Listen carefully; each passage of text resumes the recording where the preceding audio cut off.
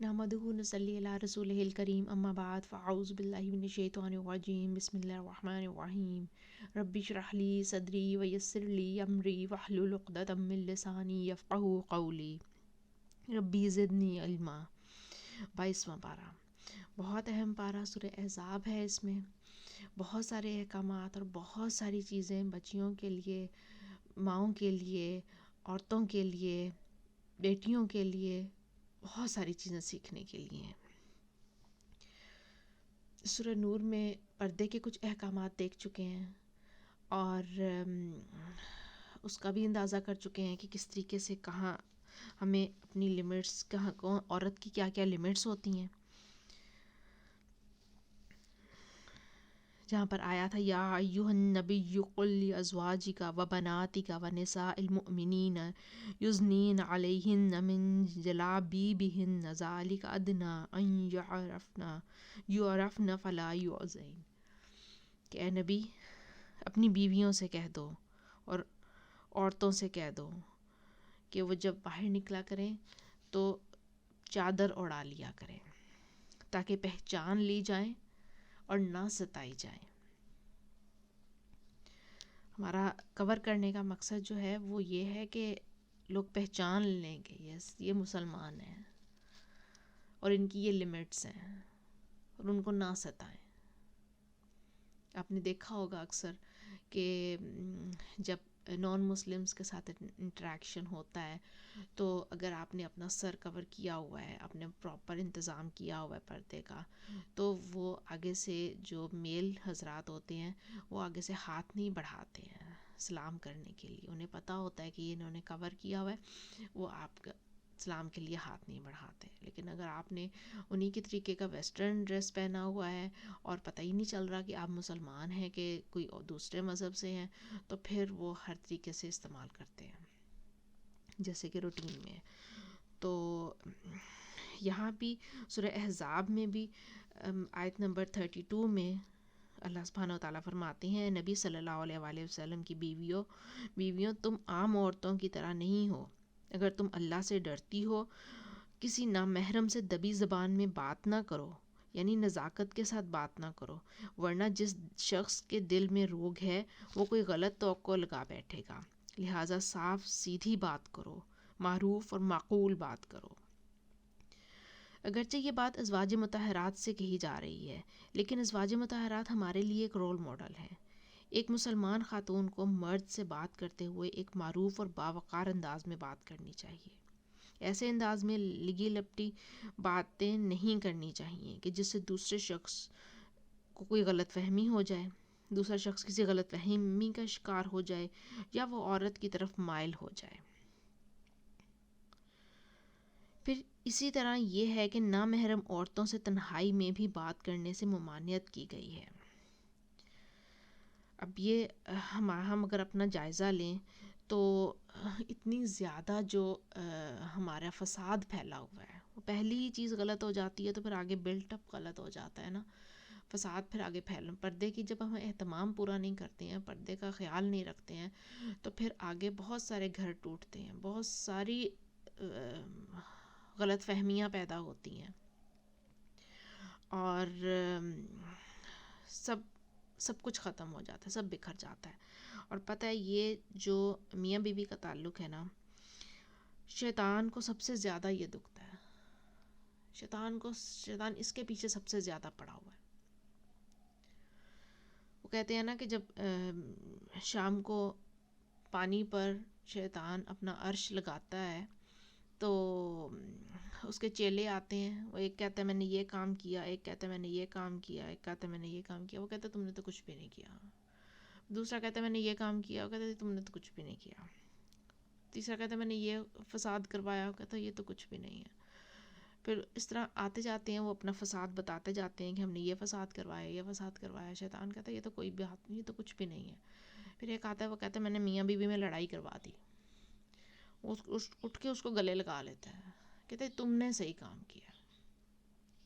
وہ اس وجہ سے کہ جب میاں بیوی میں لڑائی ہو جاتی ہے نا تو جو سب سے زیادہ متاثر ہوتے ہیں نا وہ بچے متاثر ہوتے ہیں، اور جب بچے متاثر ہو جاتے ہیں نا تو نسلوں کی نسلیں بگڑ جاتی ہیں. وہ صرف ایک بچہ نہیں متاثر ہوتا، وہ پوری نسلوں کی نسلیں برباد ہو جاتی ہیں. تو اس لیے وہ شیطان کو سب سے زیادہ محبوب ہے، اور شیطان اس کو کرنے کے بہت سارے ہتھ کنڈے استعمال کرتا ہے. اور سب سے پہلے تو یہ ہے کہ شیطان نے جیسے حضرت آدم علیہ السلام اور حضرت حوا علیہ السلام کے سطر کھول دیے تھے نافرمانی کروا کے، اسی طریقے سے سب سے پہلے تو وہ نافرمانی چھوٹی سی شروع کرواتا ہے، اور پھر بے پردگی، اور بے پردگی سے سب آگے کہانی شروع ہو جاتی ہے جس کا شاید ہمیں اندازہ نہیں ہے. ہم اس کی ریزن ہی ڈھونڈتے چلے جاتے ہیں. اچھا یہ ہوا ہوگا، اچھا وہ ہوا ہوگا، اچھا مینٹل کمپیٹیبلٹی نہیں تھی، اچھا ایک دوسرے کو سمجھ نہیں سکے، انڈرسٹینڈ نہیں کر سکے، یا اسٹیٹس کا ڈفرینس تھا، یا انٹلیکٹ کا ڈفرینس تھا، یا ہم ریزنز ہی ڈھونڈتے چلے جاتے ہیں. حالانکہ کوئی ریزن نہیں ہے. ریزن ہے کہ ہم نے پردے کا اہتمام کرنا ختم کر دیا. ایک طرف سے ہوتا ہے تو دوسری طرف سے نہیں ہوتا، دوسری طرف سے ہوتا ہے تو پہلی طرف سے نہیں ہوتا. جب دونوں ہی ایک قرآن کو، دونوں فریق ایک قرآن کو، ایک حدیث کو پکڑ لیں گے، صرف اسی پر چلیں گے، تو ڈفرینس کی کوئی گنجائش سمجھ میں نہیں آتی. پھر ڈفرینس باقی رہ نہیں جاتا، کیونکہ جب ایک ہی کتاب کے فالوورز ہیں تو پھر ڈفرینٹ پوائنٹ آف ویو کس چیز کا. ہم یہاں پہ قرآن گھڑنے تو نہیں آئے نا بنی اسرائیل کی طرح کہ ہم اپنے اپنے پوائنٹ آف ویو دیتے جائیں، میرے خیال میں یہ ایسے ہے تو میرے خیال میں یہ ویسے ہے. ہم کون ہوتے ہیں اپنا پوائنٹ آف ویو بتانے والے؟ ہم تو صرف اوبے کرنے والے ہیں. سن لیا، سمعنا واطعنا، اللہ تعالیٰ سن لیا اور مان لیا.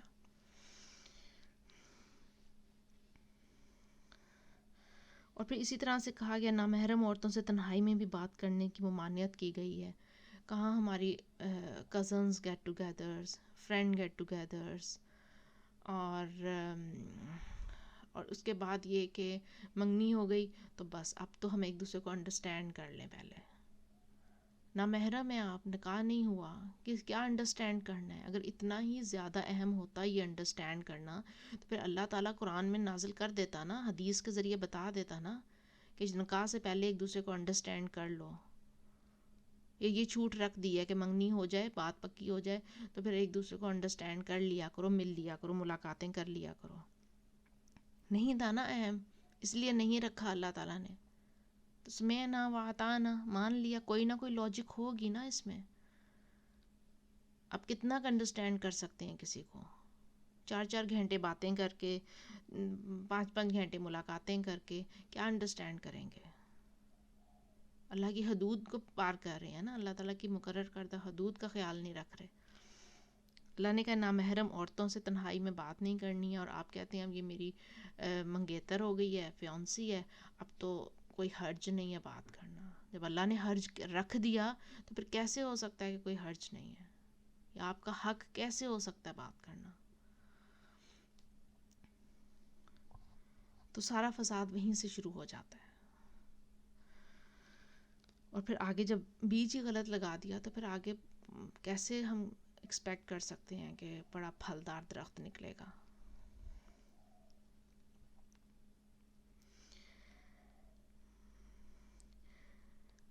علی بن ابی طالب رضی اللہ تعالیٰ عنہ سے روایت ہے، کہتے ہیں کہ آپ صلی اللہ علیہ وآلہ وسلم نے خامندوں کی اجازت کے بغیر عورتوں سے گفتگو کرنے سے منع کیا ہے. یعنی مردوں کو منع کر دیا کہ وہ عورتوں سے اس وقت تک ڈائریکٹ بات نہ کریں جب تک کہ ان کے خامند اجازت نہ دیں یا پسند نہ کریں. تو شادی شدہ عورت تو کر ہی نہیں سکتی نا، نہیں کر سکتی. اللہ نے حدود رکھ دی، اور اس سے پہلے بھی جوان ہو گئی ہیں اولاد آپ کی، تو آپ دیکھیں وہ کس سے میل ملاقاتیں ہو رہی ہیں، کون گھر میں آ جا رہا ہے، کزنز ہیں، ان کے ساتھ کیا رشتہ ہے، یا فرینڈز ہیں، یا چلیں آپ نے منگنی کر دی ہے تو اس کے بعد کیا رشتہ ہے. اگر اتنا ہی ہے تو پھر نکاح کریں نا، نکاح کریں اور اس کے بعد پھر آگے سارے کام کر لیں، تاکہ کم از کم رشتہ تو حلال ہو جائے نا. اور نکاح کر دیں تو بہتر ہے رخصتی بھی کر دیں. کس وجہ سے؟ کیا ہے چیز جس روک رہی ہے آپ کو؟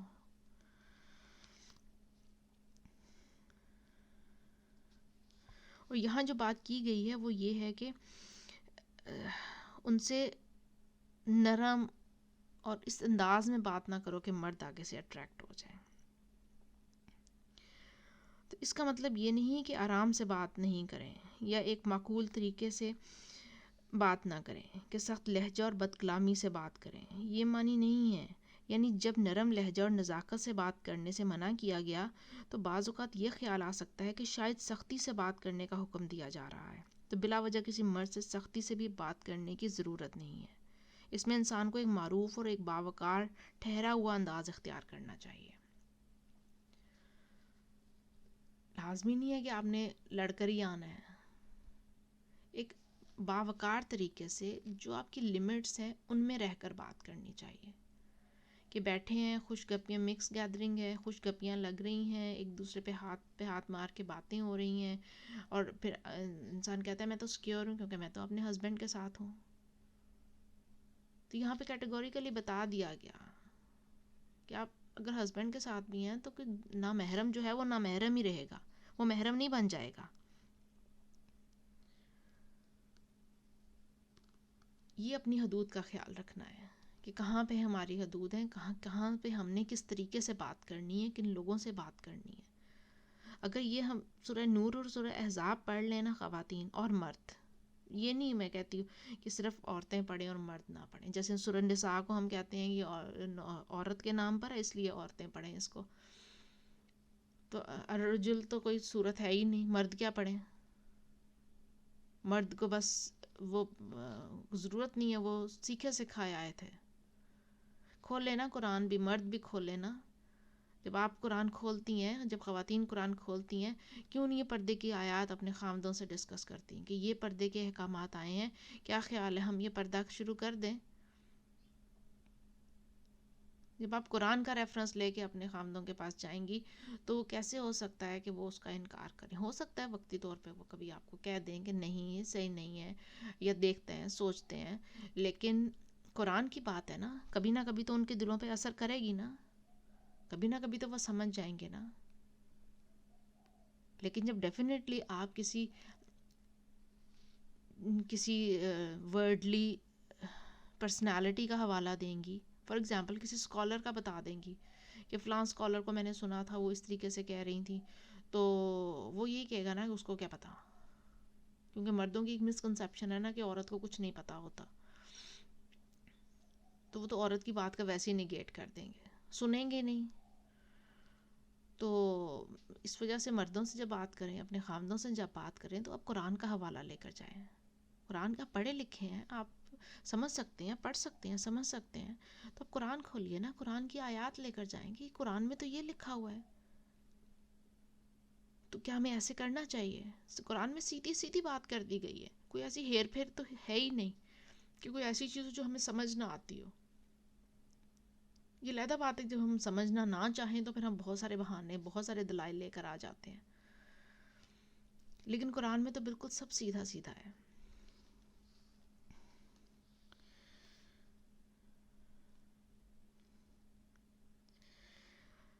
اور اس کے بعد آیت 33 میں یعنی ازواج مطہرات کو خاص حکم ہے، اور ان کے بعد یعنی آپ کی امت کی جو خواتین ہیں ان کے لیے بھی اس میں ایک بات تو بتا دی گئی کہ عورت کا اصل دائرہ کار جو ہے وہ اس کا گھر ہے. ضرورت کے تحت وہ باہر نکل سکتی ہے، کیونکہ اس کے بارے میں حدیث میں آتا ہے کہ اپنی عورتوں کو مساجد سے مت روکو، کہ مسجد جانے سے مت روکو، مگر ان کے گھر ان کے لیے بہتر ہیں. پھر اسی طرح سے حضرت عائشہ رضی اللہ تعالیٰ عنہ کہتی ہیں کہ حضرت سودا رضی اللہ تعالیٰ عنہ پردے کا حکم نازل ہونے کے بعد اپنے کسی ضرورت سے گھر سے باہر گئیں. وہ بھاری بھرکم خاتون تھیں، جو بھی انہیں دیکھتا پہچان جاتا تھا، وہ کسی سے چھپ نہیں سکتی تھیں. تو حضرت عمر رضی اللہ تعالیٰ عنہ نے ان کو دیکھ لیا، کہا اے سودا رضی اللہ تعالیٰ عنہ کی قسم، اللہ کی قسم آپ اپنے آپ کو ہم سے چھپا نہیں سکتی، دیکھیں آپ کس طرح باہر نکلتی ہیں. سودا رضی اللہ تعالیٰ عنہ یہ سن کر الٹے پاؤں گھر واپس آ گئیں، جبکہ آپ صلی اللہ علیہ وآلہ وسلم اس وقت حضرت عائشہ رضی اللہ تعالیٰ عنہ کے حجرے میں تھے اور رات کا کھانا کھا رہے تھے. آپ کے ہاتھ میں اس وقت گوشت کی ایک ہڈی تھی. سودا رضی اللہ تعالیٰ عنہ داخل ہوئیں، کہا اے اللہ کے رسول صلی اللہ علیہ وآلہ وسلم، میں کسی کام سے گھر سے باہر گئی تھی تو عمر رضی اللہ تعالیٰ عنہ نے مجھ سے ایسی اور ایسی باتیں کہی ہیں. تو اسی وقت آپ پر وحی کا نزول شروع ہو گیا.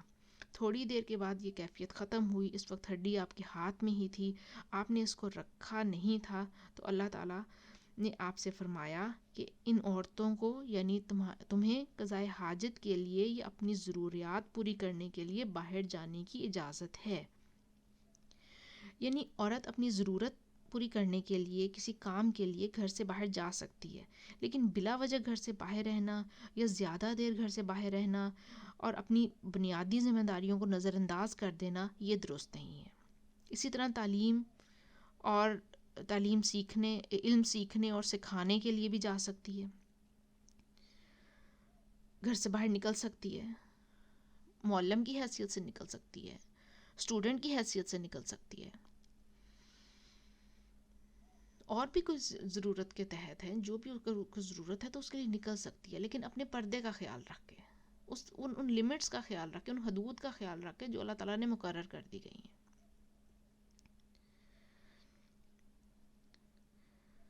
ابو سعید رضی اللہ تعالیٰ عنہ سے مروی ہے کہ ایک اور رسول اللہ صلی اللہ علیہ وآلہ وسلم کی خدمت میں حاضر ہوئی اور کہا, یا رسول اللہ, آپ کی تمام احادیث مرد لے گئے, ہمارے لیے بھی اپنی طرف سے کوئی دن مخصوص کر دیں جس میں ہم آپ کے پاس آئیں اور آپ ہمیں وہ تعلیمات دیں جو اللہ نے آپ کو سکھائی ہیں. تو نبی صلی اللہ علیہ وآلہ وسلم نے فرمایا, فلاں فلاں دن اور فلاں فلاں جگہ پر جمع ہو جاؤ. چنانچہ عورتیں جمع ہوئیں اور آپ صلی اللہ علیہ وآلہ وسلم ان کے پاس آئے اور انہیں وہ سکھایا جو اللہ سبحانہ و تعالیٰ نے آپ کو سکھایا تھا. تو اس طرح سے عورت علم سیکھنے کے لیے باہر جا سکتی ہے.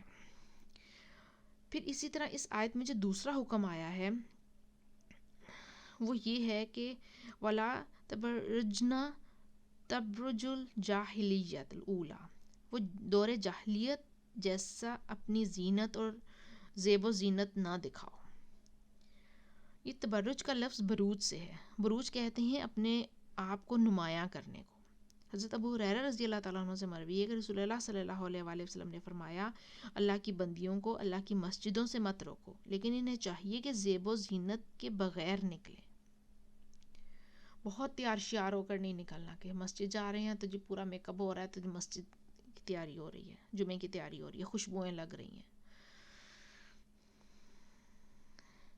خوشبو اپنے جیسے سنت ہے, اب گھر میں لگائیں خوشبو. افطار اور عشاء کے درمیانی ٹائم جو ہے اس میں سنت پوری کریں, اپنا غسل کریں, اپنی خوشبو لگائیں, عشاء کی نماز پڑھیں, تراویحاں پڑھیں گھر میں رہ کے اگر آپ نے پڑھنا ہے تو. لیکن اگر آپ نے کہیں باہر نکلنا ہے تو جب باہر تراویحاں پڑھنے جانا ہے تو پھر آپ یہ زیب و زینت نہیں کر سکتے. یعنی کہ مسجد جاتے ہوئے بہت میک اپ کر کے بہت ایسا ڈریس پہن کر نہ جائیں کہ جب مردوں کے ساتھ انٹریکشن ہو تو دوسرے ویسے ہی فتنے میں پڑ جائیں بیچارے. پھر اسی طرح رسول اللہ صلی اللہ علیہ وآلہ وسلم نے فرمایا, تمہاری بدترین عورتیں وہ ہیں جو اپنی زیب و زینت کی نمائش کرنے والی ہیں اور اکڑ کر چلنے والی ہیں, یعنی چال سے بھی دوسروں کو اپنی طرف مائل کرتی ہیں, اور یہی منافق عورتیں ہیں. تو دور جاہلیت میں چونکہ خواتین اس قسم کے کام کرتی تھیں تو مسلمان عورتوں سے یہ کہا کہ تم دور جاہلیت کی روایات نہ اپناؤ, تم اسلامی طریقے کو اپناؤ, ایک باوقار انداز اختیار کرو. یعنی مرد اور عورت کے انٹریکشن کو ختم تو نہیں کیا جا سکتا, لیکن وہ حدود کے اندر ہونے چاہیے کہ جن سے مسائل پیدا نہ ہو اور گھروں کے اندر بے چینی پیدا نہ ہو.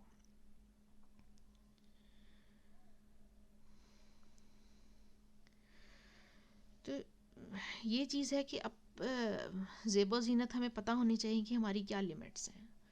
جب اللہ سبحانہ و تعالیٰ نے نماز کے لیے مسجد جاتے ہوئے منع فرما دیا کہ اپنی زیب و زینت کا خیال نہ رکھو, مطلب کہ تیار شیار ہو کے میک اپ کر کے خوشبوئیں لگا کے نہیں جانا, تو پھر یہ دلیل کہاں سے ملتی ہے کہ اگر آپ کسی شادی بیاہ میں جا رہے ہیں, کسی فنکشن پہ جا رہے ہیں تو بہت اچھا سا میک اپ کر کے اور خوشبوئیں لگا کے جائیں؟ یہ دلیل کہاں سے مل جاتی ہے؟ جب یہ کہا کہ جب مسجد جاتے ہوئے نہیں کرنا, جب نماز پڑھتے ہوئے جاتے وقت مسجد جاتے وقت نبی پاک صلی اللہ علیہ وآلہ وسلم نے, اللہ تعالیٰ نے کہہ دیا کہ انٹریکشن جو ہوگا وہ اچھے طریقے سے مہذب طریقے سے ہو، اور کسی قسم کا وہ ایسا اس طریقے سے بات نہیں ہو کہ اگلا مرد فتنے میں پڑ جائے، تو پھر کسی فنکشن پہ جاتے ہوئے یا مہندی کی رسومات اور جو ہماری مہندیاں ہوتی ہیں اس میں جو مکس گیدرنگز اور مکس ڈانس پارٹیز اور مکس ہلا گلا، اس کی کہاں سے دلیل ہم لے آئے؟ کون کہہ سکتا ہے کہ یہ ہم مسلمانوں کی روایات ہیں؟ یہ تو زمانہ جاہلیت میں لوگ کرتے ہوتے تھے. اس کا مطلب ہے ہم زمانہ جاہلیت میں پلٹ آئے. ہم نے تو ماڈرن دین اپنانا چھوڑ دیا، پڑھنا ہی چھوڑ دیا، پتہ ہی نہیں چل سکا ہم کو. اور ہم اپنے آپ کو اس طرح کے کام کر کے ہم کہتے ہیں ہم ماڈرن ہیں. ہم ماڈرن کیسے ہو سکتے ہیں؟ یہ تو زمانہ جاہلیت کے طریقے تھے.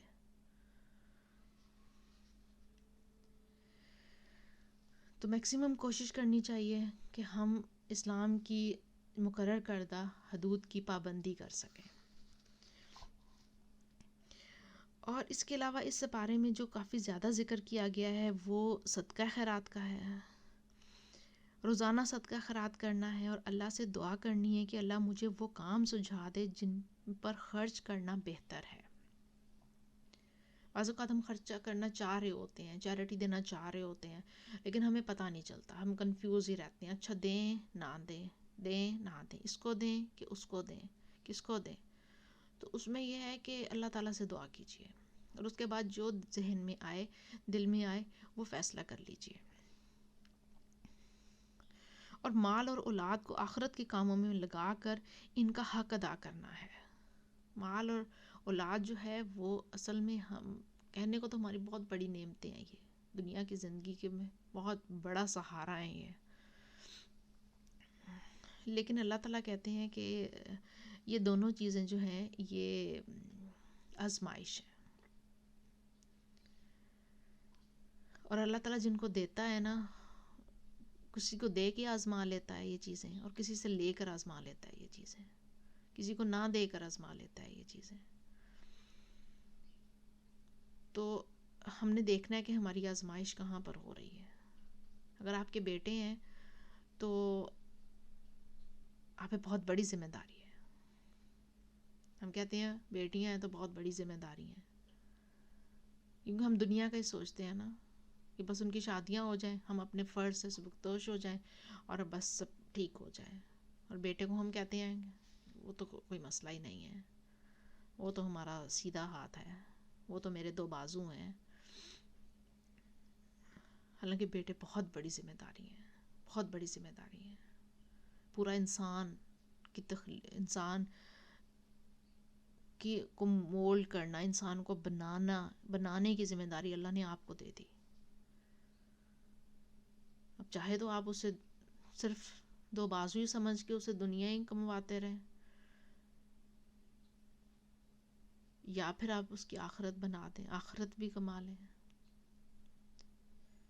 یہ بھی بہت بڑی اس میں آ جاتی ہے کہ لوگ کہتے ہیں کہ قرآن حفظ کرا دو اولاد کو، قیامت والے دن ان کے والدین سر کا تاج، ان کے تاج پہنیں گے، وہ جنت مل جائے گی. بہت اچھی بات ہے، بہت ہی اچھی بات ہے، حفظ کرائیں، دیکھیں، بہت اچھی بات ہے. ڈیفینیٹلی پیرنٹس کو ثواب ملے گا، لیکن ان کو یہ بھی سکھا دیں کہ اندر کیا لکھا ہے،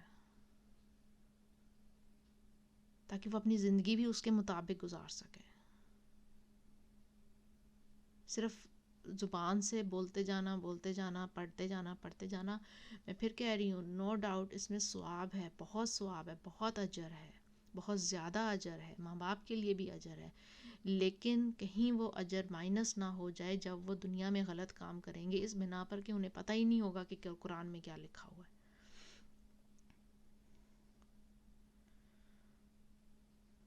کیونکہ بہت سے حافظ دیکھے ہیں جو کہ نماز تک نہیں پڑھ پاتے ہیں، اور سوشل ڈیلنگز قرآن کی روشنی میں کرنا تو بہت دور کی بات ہے. وہ کہتے ہیں حفظ کرنا ہمارا کام تھا، ہم نے کر لیا، یہ آگے قرآن سمجھنا تو علماء کا کام ہے، وہ سمجھیں. تو اپنے بچوں کو بس قرآن سکھا دیں، قرآن بتا دیں کہ کیسا ہے، اندر لکھا کیا ہے اس کے.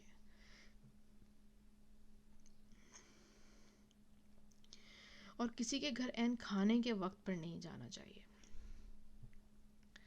اب کسی کے گھر جب اکثر یہ ہوتا ہے کہ ہم اپنا ٹائم ٹیبل سیٹ کر کے کسی کے گھر چلے جاتے ہیں اور اس کو کہتے ہیں اب تکلف نہیں کرنا, نہیں ہم کھانا نہیں کھانا, تکلف نہیں کرنا. بھئی اب جائیں نا اس ٹائم پر, یا سونے کے ٹائم پر یا کھانے کے ٹائم پر اگلے سے اجازت لے کر پوچھ کر اگلے کی مصروفیت سے وقت نکال کے جب وہ کہے اس وقت جائیے گا. تو بہت زیادہ اہم سپارہ, بہت زیادہ اہم احکامات ہمارے معاشرے کے سکون کی بنیاد, اگر ہم ان پر عمل کرنا شروع کر دیں تو ہم سکون حاصل ہو جائے ہمیں. اور یہ کام کرنے کیسے ہیں, شروع کیسے کرنے. جب انسان ایک روٹین میں چل رہا ہوتا ہے نا تو اس کو چینج کرنا تھوڑا مشکل ہو جاتا ہے. بہت ساری چیزیں آ جاتی ہیں انسان کے, دنیا کیا کہتی ہے, دنیا کیا کہے گی, گھر والے کیا کہیں گے. سب سے زیادہ تو انسان اپنے نفس سے ہی نہیں چھٹکارا پاتا, نفس ہی بار بار اچکاتا ہے کہ جی یہ کیا ہو گیا تمہیں, یہ کیا ہو گیا تمہیں.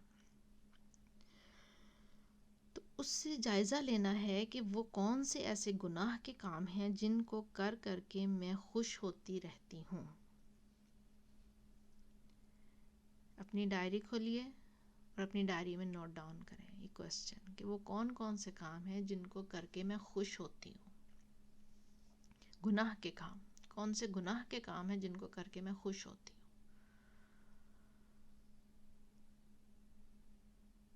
اس میں پردے کے احکامات بھی آ جائیں گے, مردوں سے میل جول بھی آ جائے گا, صدقہ خیرات اور ہماری شاپنگ کا اسکیجول, ہماری شاپنگ کے طور طریقے, وہ بھی اس میں دیکھ لیں کہاں کہاں ہیں, کیا کیا چیزیں ہیں. غلط کام ہے, فضول خرچی اللہ نے منع کیا ہے. ہم جب اپنی شاپنگ کرنے کے لیے جاتے ہیں تو ہمیں اندازہ ہی نہیں ہوتا کہ ہم نے ایک سوٹ لینے گئے تھے تو ہم 5-7 لے کر آ گئے, اور جس قیمت کا لے کر گئے تھے اسے ڈبل ٹرپل قیمت پے کر کے ہم لے کر آ گئے. اور جب چیریٹی دینی ہوتی ہے تو ہم نے وہ فکس کیا ہوا ہے کہ بس یہ اتنی ہے, بس چیریٹی تو میں دے دیں.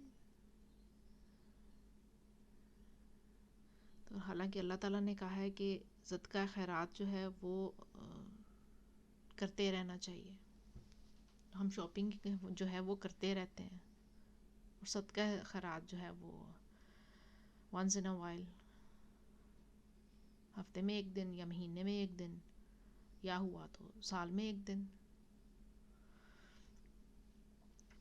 یہ ہر کسی نے اپنا اپنا جائزہ لیں گے اور انشاءاللہ اچھے نتیجے پہ پہنچ جائیں گے.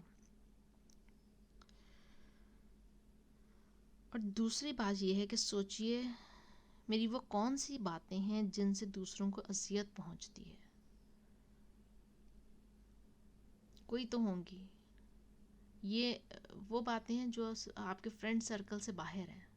آپ کے فرینڈ سرکل تو ظاہری بات ہے وہ آپ ہی کی طرح کے ہوں گے, آپ ایک ہی طرح کی باتیں کو انجوائے کرتے ہوں گے, ایک ہی طرح باتیں فیل کرتے ہوں گے, ایک دوسرے کو ہرٹ بھی نہیں کرتے ہوں گے, کیونکہ آپ فرینڈ سرکل اتنا اسٹرانگ ہوتا ہے کہ آپ اس کو چھوڑنا نہیں چاہتے. لیکن فرینڈ سرکل سے باہر کون سی باتیں ہیں جن سے دوسروں کو اذیت ہوتی ہے, وہ ذرا ایک دفعہ اکیلے میں بیٹھ کر وہ ان کی لسٹ بنا لیں کہ کس کس کو کون کون سی بات سے. اور ہر کسی, ہو سکتا ہے ایک ہی بات سے کافی سارے لوگ ہرٹ ہو جاتے ہوں, ہو سکتا ہے ڈفرینٹ باتیں ہوں اور ڈفرینٹ لوگ ہوں ہرٹ ہونے والے. یہ آپ کو سوچنا ہے, آپ کو جائزہ لینا ہے تاکہ ہمارے عمل میں بہتری آ سکے, ہم گناہ کے کام چھوڑ سکیں, اور اپنے غم کو پہچاننا ہے کہ ہم کس بات پہ غمگین ہو جاتے ہیں. اللہ کا کوئی حکم مان کے غمگین ہو جاتے ہیں, اف بیچاری دیکھو کیسے لپٹی ہوئی آئی ہے. یہ کمنٹس ہوتے ہیں نا لوگوں کے, فوراً بیچارہ بنا دیتے ہیں. کوئی پردہ شروع کر کے تو دیکھے, کوئی اللہ کا حکم مان کے تو دیکھے. تو اس کو پتہ ہی نہیں دنیا میں کیسے رہتے ہیں. دنیا کے ساتھ تو چلنا پڑتا ہے نا, دنیا خدا ہے جس کے ساتھ چلنا پڑتا ہے. اللہ کی مان کے چل کر دیکھیں، بہت مزہ آئے گا، بہت خوبصورت راستہ ہے. بس اپنا آپ نے جائزہ لیں، اور انشاءاللہ تعالی کل 23ویں سپارے کے ساتھ پھر حاضر ہوں گے. سبحانک اللہم و بحمدک، اشہد ان لا الہ الا انت، استغفرک و اتوب الیک. السلام علیکم ورحمۃ اللہ وبرکاتہ.